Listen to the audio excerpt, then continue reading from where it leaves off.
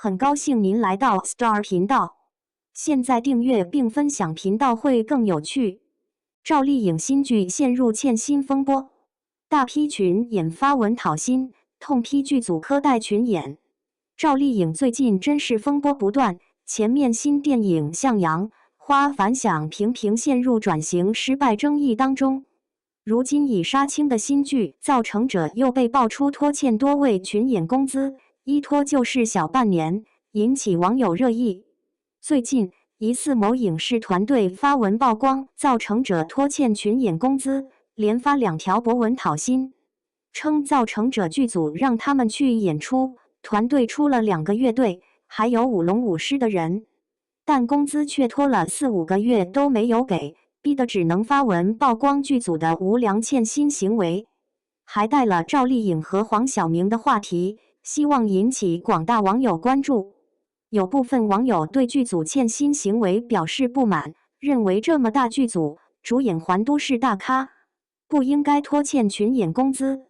还有部分网友由于晒出的证据不足，怀疑发文真实性，对剧组欠薪持怀疑态度，表示有可能是中间人拖欠，和剧组关系不大，和演员更是没什么关系。如果一个团队出问题，还可以说是受到中间商影响，但仔细搜索就会发现，不止一个人发文向造成者剧组讨薪。有网友3月份就发文曝光剧组，说好的当天结束发工资，结果一直拖延，中间在群里发了工资，但由于群消息太多，错过之后补领又等了好几天，还被骂了。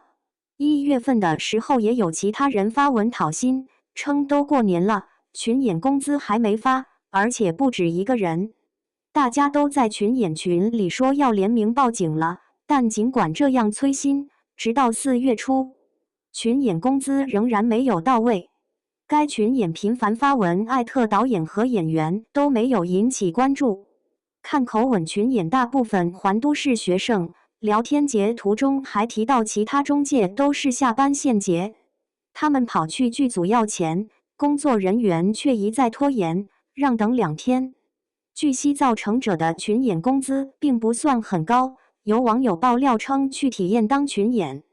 ，10小时工资才70块钱，加班1小时10元，都没有达到福建省的最低时薪标准，待遇和环境也不好，群演凌晨就开工，冬天穿短袖，似乎只有在休息时间才能短暂穿短袖。该网友当天由于比较听话，和部分群演被安排穿着短袖待在风口，而主演们都穿着外套站在中间，保暖又吹不到风。体验1天群演的感觉就是非常辛苦，后来还挨冻感冒了。娱乐圈群演和演员之间的待遇根本没法比，如果这样辛苦还被拖欠工资，那真的是难上加难了。不管是不是中介的问题，剧组都有一定的话语权，毕竟中介也是剧组给发工资。如果闹出欠薪风波，最终影响到的还是剧集，甚至还会牵连主演。就希望造成者剧组能够对欠薪事件有所关注，及时解决，不要造成更大的影响吧。